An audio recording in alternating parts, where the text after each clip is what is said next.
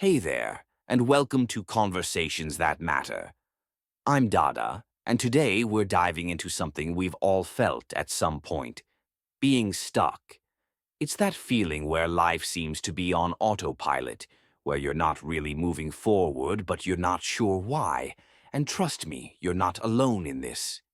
Now, in today's episode, I want to explore why we sometimes get stuck in life, and more importantly, how we can break free from it. Whether it's in our career, our relationships, or just in our general day-to-day routines, we all find ourselves in these ruts sometimes. So if you've ever wondered how to make a change and start moving toward the life you want, this episode is for you. Why do we get stuck? Let's talk about why we get stuck in the first place. It's easy to fall into a routine where things feel safe, but they also feel a little boring. The truth is, most of us are creatures of habit, and habits are comfortable, right? But comfort doesn't always lead to growth. One of the biggest reasons we stay stuck is the fear of failure. You know that voice inside your head that says, "What if I try and it doesn't work out?" But here's the thing. Not trying is a much bigger failure than trying and learning along the way. So, we have to acknowledge that fear and push through it. Another reason we stay stuck is because we're living in our comfort zones.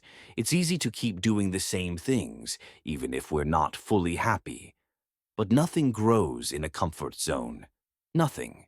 And if you want something new, you've got to step outside of it. And sometimes we don't even know what we want. We're just coasting through life without a clear goal.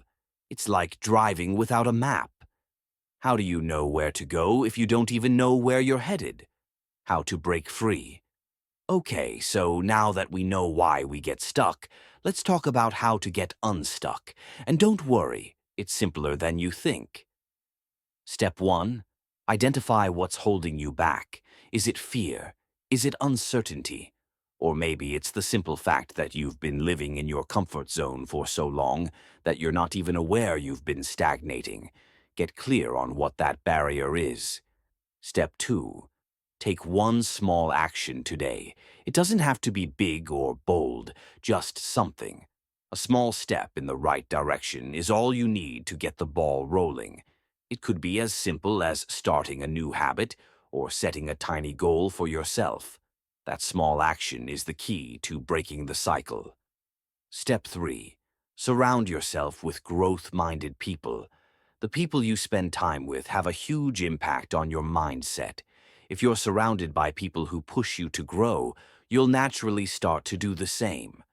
So, get in the room with people who are striving for more, and you'll be inspired to take action yourself. Step 4. Set a clear goal and a deadline.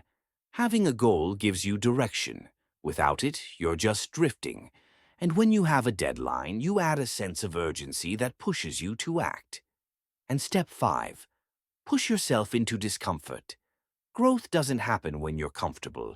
It happens when you stretch yourself, when you do something that scares you a little. You don't have to take huge leaps, but step outside of what's familiar. That's where change happens.